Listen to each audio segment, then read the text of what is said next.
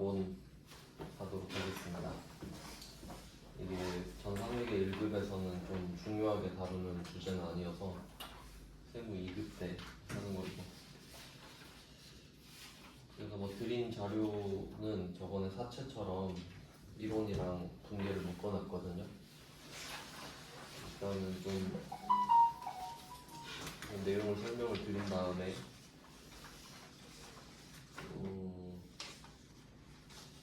일단 이거 내용을 정리한 다음에 내용 그 자료를 보도록 하겠습니다. 자본인데, 자본이 좀 어려운 이유를 생각을 해보면, 자본은 재무상태표 소속이죠. 재무상태표를 BS라고 하는데, 이때 자산 있고 부채가 있고 자본이 있는데, 일단 자산이랑 부채는 뭐 아시겠지만, 자산 뭐 그냥 먼저 써볼게요. 자산은 유동자산이랑 비유동자산 이렇게 크게 두 개로 나눠진 다음에, 유동자산에서는 당좌자산, 재고자산 이렇게 두 개로 나눠졌고요. 그 다음에 비유동자산 같은 경우는 네 개죠. 투자자산, 유형자산, 무형자산, 그 다음에 기타 비유동자산, 이렇게 크게 두 개로 나눈 다음에 유동자산은 또 두 개로 나누고 비유동자산은 네 개로 나누고 뭐 이런 패턴이었어요. 그래서 자산을 배울 때 시간을 좀 많이 할애하거든요. 전산회계 1급 때는. 그 다음에 부채는 자산이랑 비슷한 패턴으로 유동부채, 비유동부채 이런 식으로 나누죠.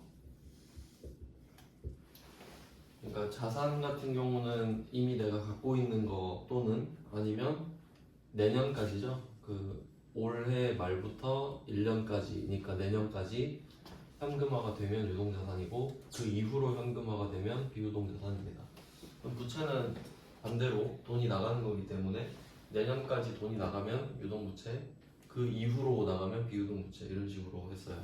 그러니까 자산 부채는 좀 방향이 확실하죠. 돈이 들어온다거나 돈이 나간다거나 이런 식으로. 그래서 그 기간도 정해져 있어서 유동, 비유동 이렇게 나눴는데, 이제 자본 같은 경우는 그게 아니죠. 이제 자본을 위주로 좀 보겠습니다.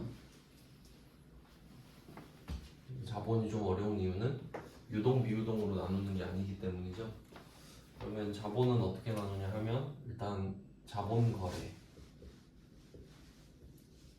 하고 손익거래 이런 식으로 나누기 때문에 아예 패턴이 달라지죠. 그리고 이 두 개로 또 나눈 다음에 자세히 보면, 자본거래는 자본금, 자본잉여금, 자본조정 이런 식으로 또 나누니까, 자본거래는 말 그대로 자본이 늘어나는 거래인데, 이걸 좀 풀어서 말을 하면은 투자를 받는 겁니다. 투자를 받아서, 그러니까 사실상은 안 갚아도 되는 돈이 늘어나는 거죠. 그래서 뭐 이렇게 세 개로 나누고, 그 다음에 손익거래는 우리가 장사를 해서 번 돈입니다. 자본거래는 투자받은 거고, 손익거래는 내가 번 돈이에요. 그래서 얘는 두 개로 나누는데, 이익, 잉여금,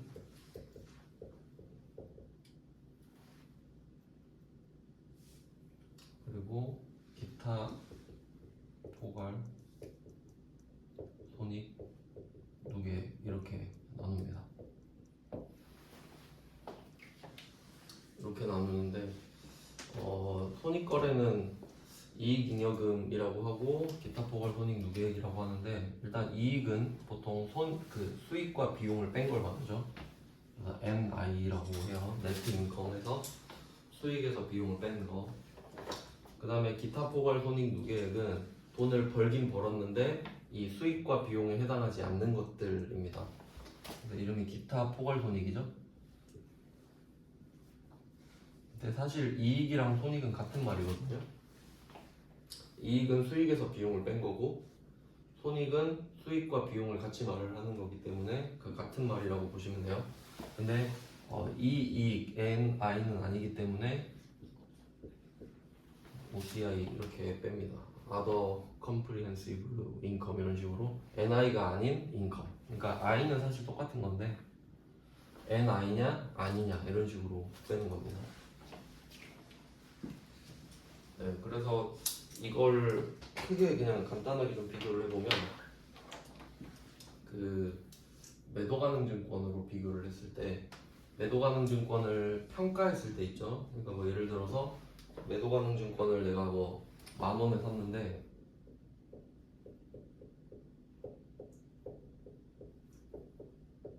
이게 시간이 지나서 11,000원이 됐다 이렇게 하면 1,000원의 가치가 오르잖아요. 그러면 자산이 오르는 거 맞죠? 1,000원? 1,000원이 올랐는데 어떻게 할 거냐?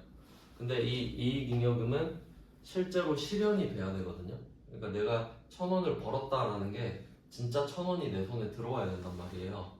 근데 10,000원짜리 주식이 11,000원이 됐다고 해서 1,000원이 내 손에 들어오는 건 아니죠. 그래서 그 평가 이익 있죠. 평가 이익은 실현된 게 아니기 때문에 OCI로 빼는 거예요. 이건 자본인 거죠. 근데 이걸 내가 10,000원짜리를 11,000원에 팔잖아요. 그럼 진짜 1,000원을 벌게 되는 거죠. 그럼 그때 이익잉여금 1조로 가게 돼요. 이런 느낌인 거죠. 근데 결국엔 둘 다 자본이긴 한데 어떻게 다르냐면 말씀드린 대로 이 이익잉여금은 실제로 수익과 비용으로 들어가는 거고요. 그리고 이 OCI는 그냥 자본입니다. 이게 좀 차이가 나요. 그러면 또 뭐 손익계산서도 한번 좀 생각해보면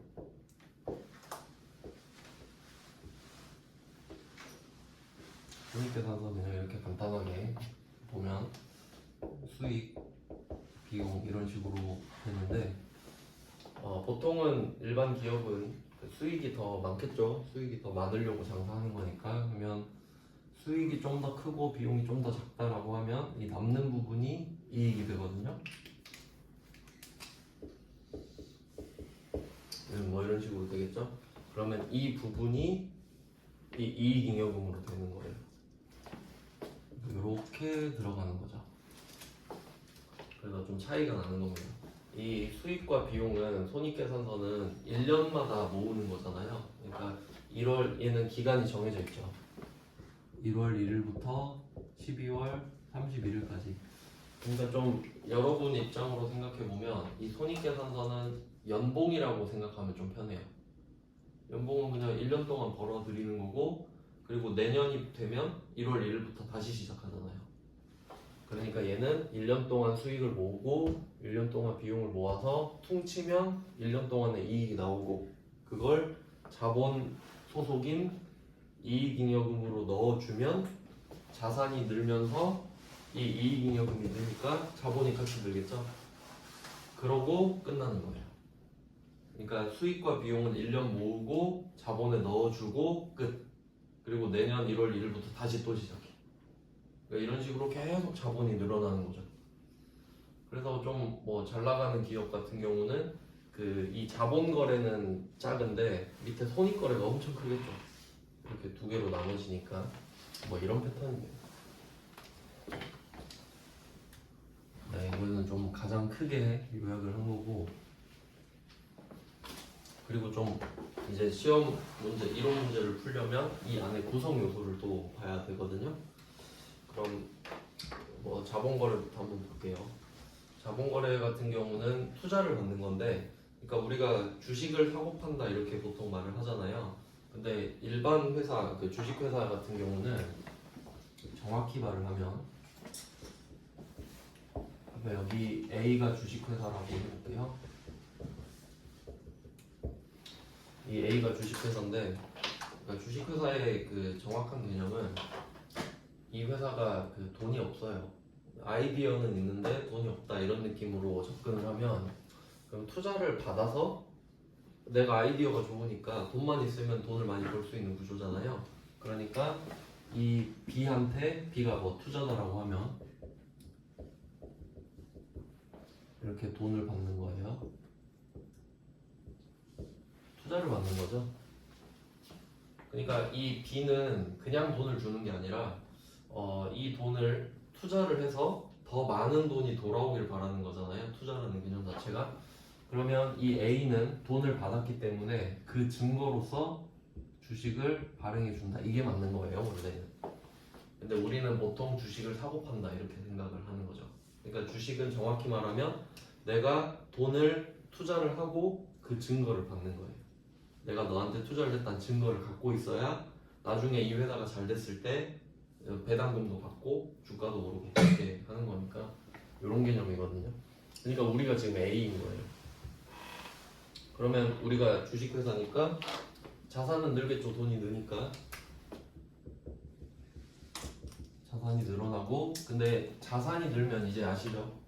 자산이 늘었다라고 하면 부채가 늘거나 자본이 늘거나잖아요. 근데 지금 이 돈이 든 거는 돈을 빌린 게 아니죠. 투자를 받은 거예요. 그러니까 좀 극단적으로 말해서 우리가 이 투자받은 돈을 가지고 사업을 하다 망하잖아요. 그러면 이 B는 할 말이 없는 거죠. 왜냐면 그 B는 그냥 안목이 없는 거예요. 왜냐면 반대로 생각해 보세요. 우리가 주식을 투자했는데 주가 떨어지면 내가 안목이 없는 거죠. 그냥 그런 느낌이라는 거죠. 그래서 이 자산은 자본인 자산 이렇게 되는 거고, 그러면 반대 입장도 생각해 볼까요? 투자자는 자산이 줄잖아요. 왜냐면 돈을 지금 맡겨놓은 거니까. 근데 자산이 이제 맡겨놔서 자산이 줄었는데, 현금은 줄었는데 뭔가를 지금 받잖아요. 주식을 받잖아요. 그럼 이제 이게 자산인 거죠. 그래서 가장 처음에 배우는 이 자산이 이제 또 세 개로 나눠보면 단기 매매 증권, 그리고 매도 가능 증권, 이렇게 분류를 할 수 있겠죠. 자산 입장이니까. 밑에 자본은 여기 밑에 이거요? 자산이. 맞아요. 돈 나가서. 그러니까 돈이 나갔는데 결국 그 주식을 받은 거는 다시 자산이니까. 그러니까 돈을 주고 주식을 사는 개념. 이렇게 된 거죠. 그러니까 받는 사람은 안 갚아도 되는 돈이 있는 건데, 이 사람들은 자산이 줄고 그만큼 자산이 늘어나는 거죠. 그래서 그 개정 과목이 단기 매매 증권, 매도 가능 증권.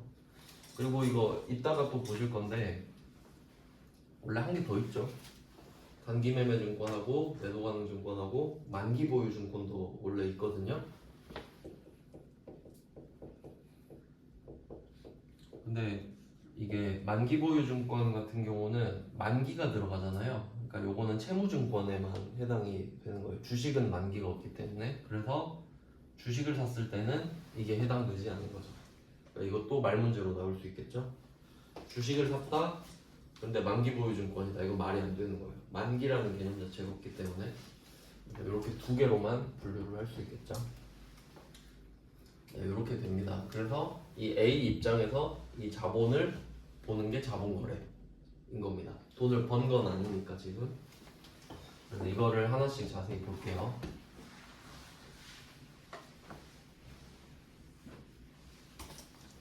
그러니까 이게 그 분류 자체도 좀 복잡해서 이거 자체로도 막 선지로 내거든요.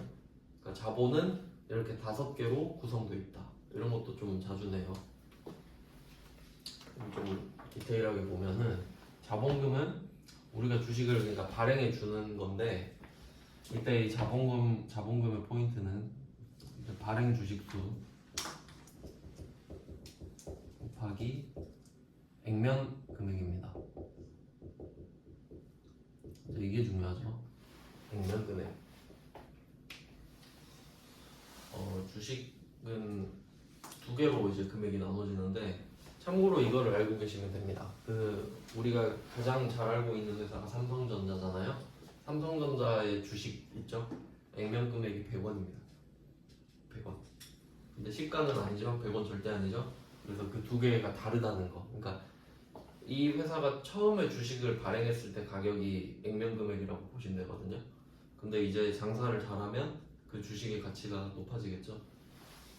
그래서 액면금액은 발행할 때 쓰는 금액입니다.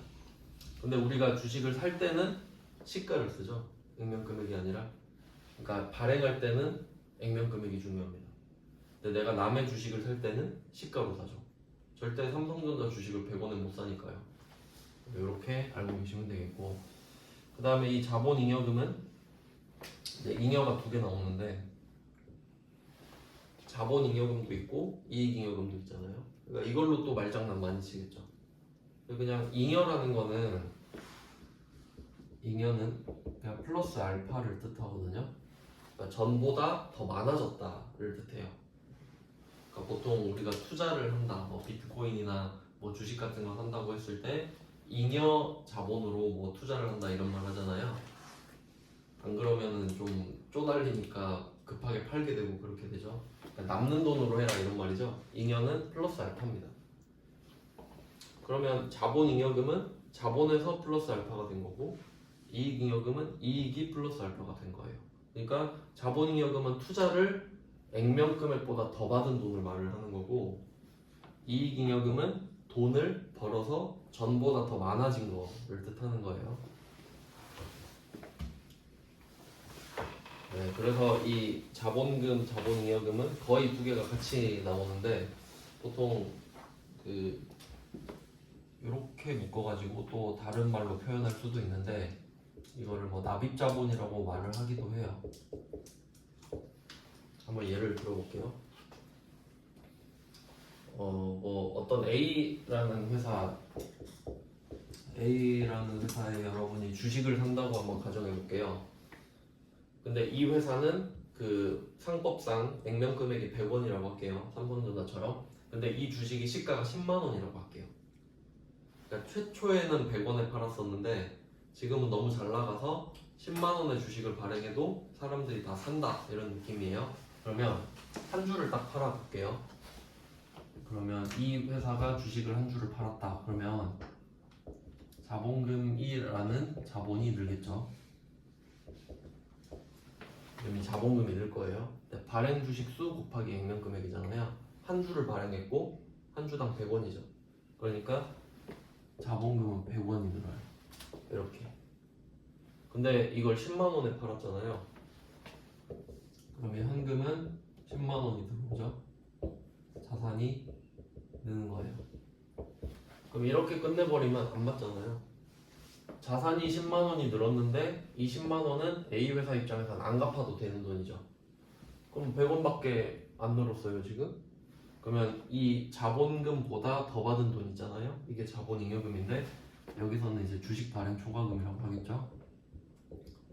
주식 발행 초과금으로 해서 99,900원 이런 식으로 표현을 하게 되겠죠. 그럼 얘도 자본이 느는 거예요. 이렇게 표기를 해주는 거거든요. 그러면 자본금이라는 자본도 늘고 주식 발행 초과금이라는 자본잉여금도 느는 거예요.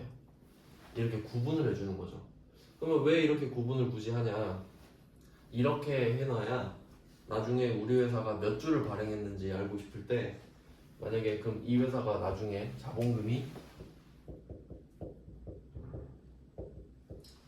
뭐 10,000원 있다 이럴 수 있잖아요.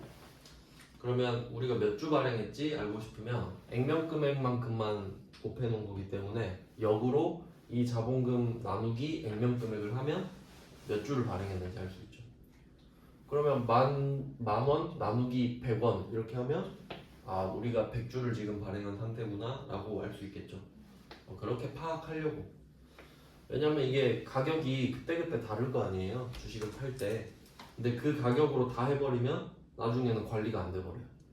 어떨 땐 100원에 팔고 어떨 땐 200원에 팔고 이러면 그럼 자본금이 막 중구난방이겠죠. 관리하려고 이렇게 나누는 겁니다. 그러면 결국 10만 원을 받은 거잖아요. 그래서 이 자본금이랑 자본잉여금을 합친 걸 납입자본이라고 표현을 하는 거죠. 결국 내가 투자받았다 이런 식으로. 뭐 이런 느낌이에요.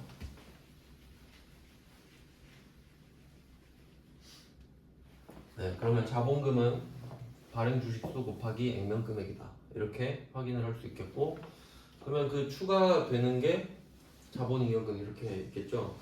근데 방금은 이제 주식을 발행한 거이고요. 그럼 이슈가 또 어떤 게 있는지 좀 생각을 해볼게요. 그러면 주식을 발행하면 기준이 액면 금액이잖아요.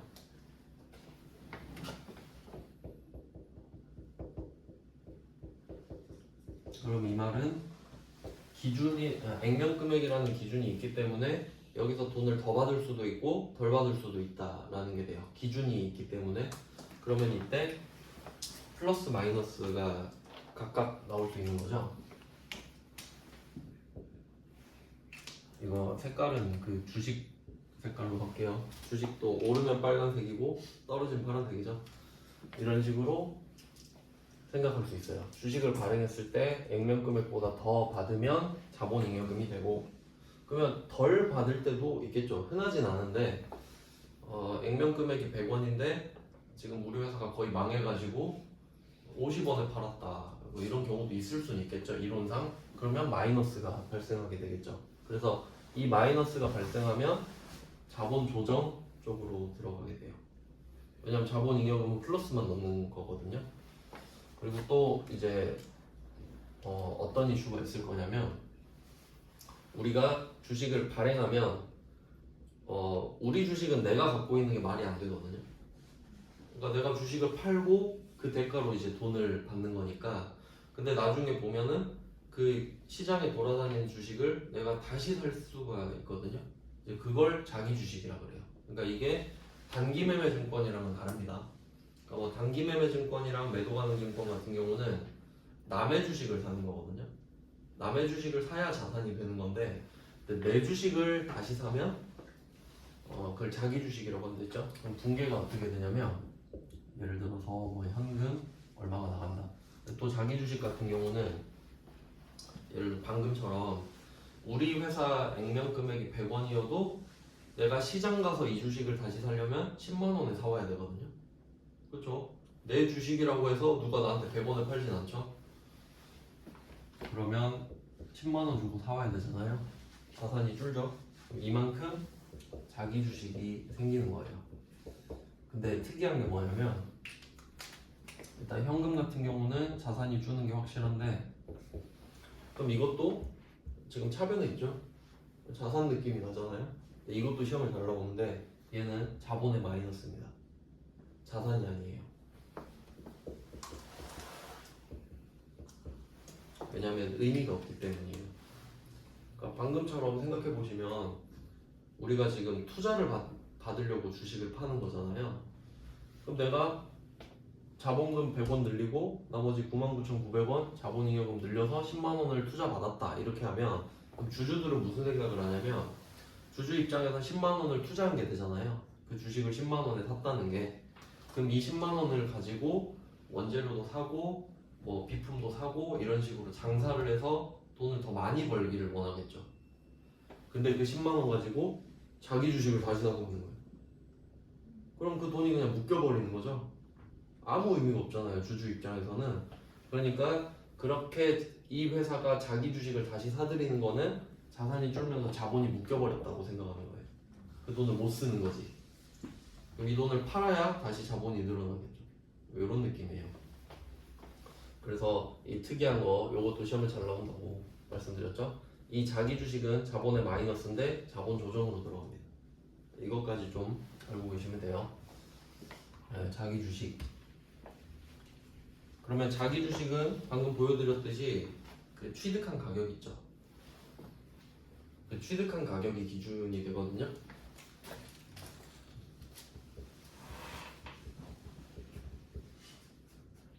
자기 주식을 처분한다고 생각을 해볼게요. 그러면 자기 주식을 처분하는 거는 이제 순서를 잘 생각하셔야 돼요. 처음에 주식을 우리가 발행을 했어야 내 주식이 시장에서 돌아다니고 있잖아요. 그걸 다시 사야 자기 주식입니다. 근데 이거를 또 팔아야 돼요. 그러니까 왔다 갔다 몇 번 하는지 생각하셔야 돼요. 주식을 발행하면 내 주식이 밖으로 가는 거예요. 근데 그걸 다시 사들이면 자기 주식이 되는 거예요. 그리고 그걸 팔면 자기 주식 처분이 되는 거예요. 그러니까 나갔다가 들어왔다가 또 나가는 상황입니다, 자기 주식 처분은. 근데 얘도 기준이 있죠. 얘는 이 기준이 취득가액입니다. 얼마에 샀는지.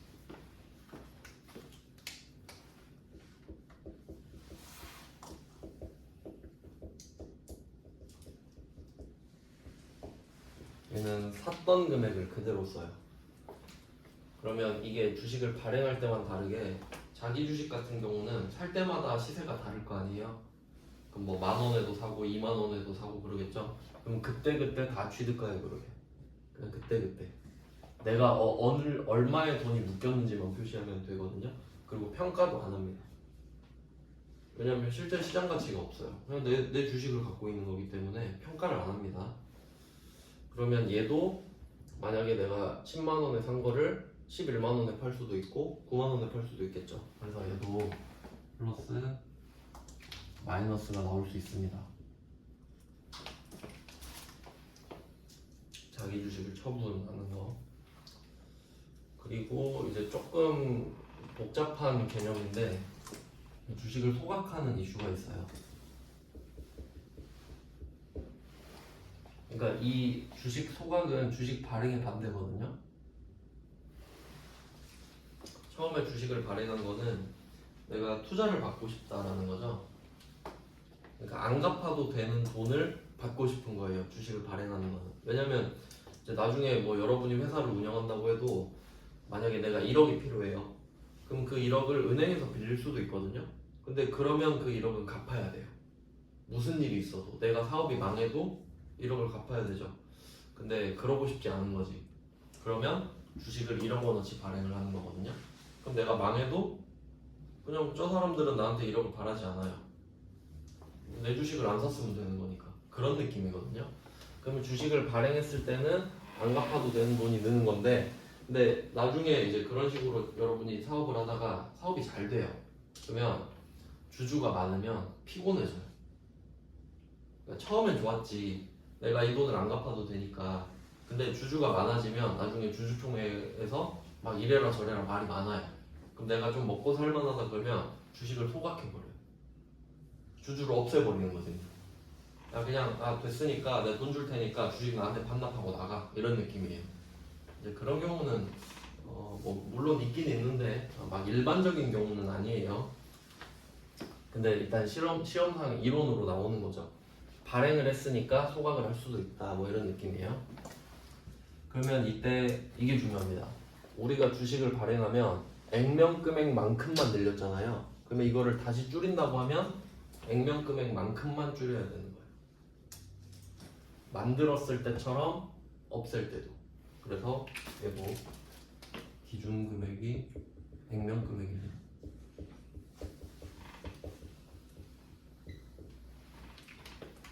정확히 반대라고 생각하시면 되는데, 그러면 이 주식을 소각할 때도 이제 돈이 드는 거잖아요. 내가 돈을 주고 주식을 다시 사들여서 아예 없애버리는 거니까.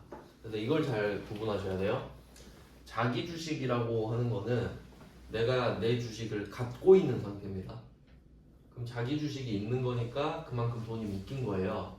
근데 그 자기 주식을 아예 없애버리는 게 소각이에요. 아주 강한 의지인 거죠. 이런 식으로 좀 돼요. 그러니까 주식을 발행하는 거에 반대가 소각인데, 소각을 하려면 반드시 자기 주식인 상태여야 돼요. 남의 주식을 갑자기 막 소각시켜버릴 수는 없으니까 시장에 돌고 있는 거를 내 주식으로 일단 만든 다음에 이걸 갖고 있으면 자기 주식, 다시 팔면 자기 주식 처분이겠죠. 근데 이거를 없애버리면 소각이 되는 거죠. 선택권이 두 개가 있는 겁니다. 그러면 얘도 액면금액 기준이니까, 그러면 만약에 액면금액이 100원이다라고 하면, 근데 100원보단 더 줘야겠죠, 돈을. 시가가 뭐 10만 원이라고 하면, 그럼 그때는 액면금액보다 돈을 더 주니까 우리 입장에서는 손해를 보는 거예요. 그럼 마이너스가 되고, 그러면 100원짜리 주식을 내가 소각하는데 50원 주고 사왔다. 그럼 그때는 플러스가 되는 거예요. 반대니까. 그러니까 어쨌든 플러스 마이너스가 있다라는 게 포인트입니다.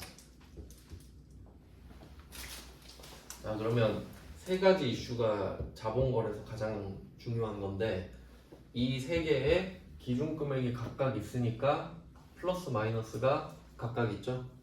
그럼 이렇게 해서 구분을 하는 거예요. 이 플러스 3개 있죠. 요걸 자본잉여금에 넣는 거예요. 다 플러스니까. 그래서 하나, 둘, 셋. 자본잉여금은 이 3개가 끝이거든요. 그러니까 이거 말 문제로 내면은 이거 3개만 정확히 알고 있으면 이건 다 맞히는 겁니다. 그러면 자본 조정은 마이너스겠죠? 하나, 둘, 셋 이렇게 되거든요. 그러니까 3개는 이거 확실히 아셔야 돼요. 가장 기본이 되는 거거든요. 근데 이제 여기에 추가되는 게 문제인 거예요.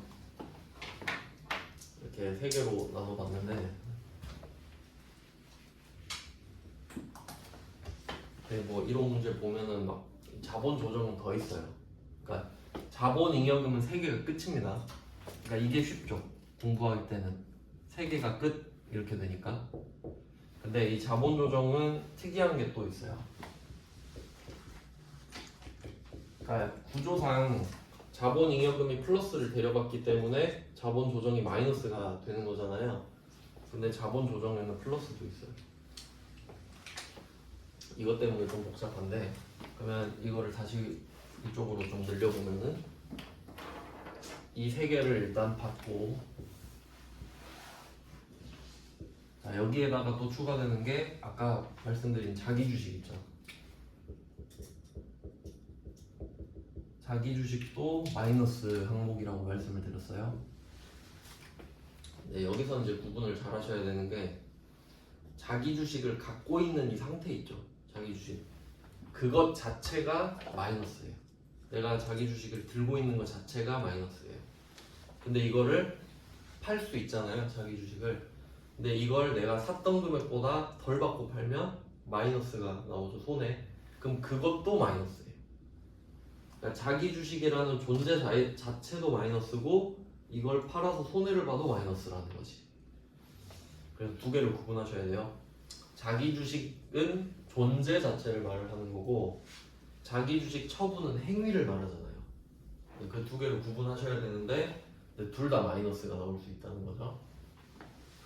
그리고 또 이제 특이한 게 나중에 주식 배당도 나오거든요. 이 부분이 조금 복잡한데, 그러니까 보통은 배당이라고 하면 여러분이 이제 삼성전자 주식을 샀다 그러면 배당을 준다 그러면 기분이 좋겠죠? 돈을 주는 거니까. 그러면 배당은 원칙이 현금 배당이에요. 당연히 현금으로 주겠다 이게 맞잖아요. 근데 회사 입장에서 배당을 주고 싶긴 한데 돈을 못 벌었어요. 그럴 수도 있겠죠. 배당을 주고 싶은 마음은 있는데 돈이 없으니까 현금 배당을 못 하잖아요. 그러면 주식 배당으로 할 수가 있어요.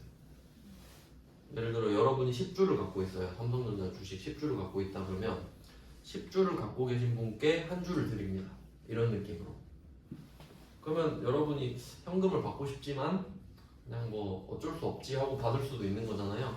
이제 그런 게 주식 배당인데, 그럼 반대로 생각해 보면 그 주식 배당을 하는 회사 입장에선 돈이 안 나가거든요. 그리고 주식을 발행했기 때문에 자본금이 또 늘어요. 그래서 결론은 돈이 안 나가요.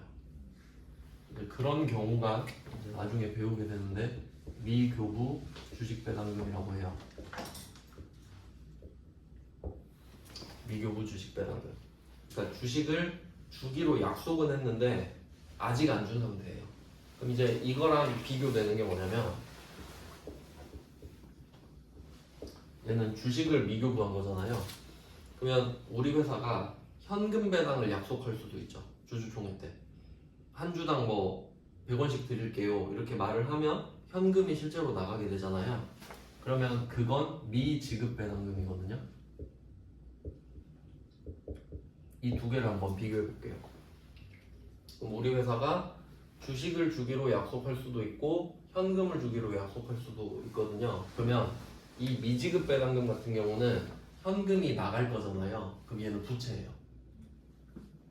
내가 너한테 배당금을 줄게 라고 말을 하는 순간 미지급 배당금이 생기고 그 미지급 배당금은 부채가 늘어나는 거예요. 돈을 줄 때까지 계속 부채로 유지된 상태가 되겠죠. 근데 그에 비해서 내가 너한테 주식을 줄게 라고 말을 하면 우리 회사에서 돈이 나가는 건 아니죠. 그리고 주식을 주는 순간 자본금이 늘겠죠? 주식 발행하면 발행 주식수 곱하기 액면 금액이 자본금으로 다시 느니까. 그래서 얘는 자본 플러스입니다. 어차피 주식 주면 자본이 늘 거잖아요. 근데 그걸 대기하고 있는 상태니까 자본 플러스예요. 이게 특이한 거죠. 그래서 이 두 개를 추가한다고 보시면 돼요. 자본잉여금, 자본조정에 세 가지 이슈가 있었죠. 주식 발행, 자기 주식 처분, 자기 주식 소각. 세 개에서 플러스 마이너스가 세 개씩 생겼잖아요. 근데 여기에 자기 주식 하나 넣고 미교부 주식 배당금 하나 또 넣어야 돼요. 그래서 자본조정은 기본적으로 5개예요. 최소 더 있거든요 원래. 근데 일단 시험 범위로 치면 여기에 마이너스가 하나 더 붙고 미교부 주식 배당금은 심지어 플러스죠. 이렇게 돼요. 비교를 하자면.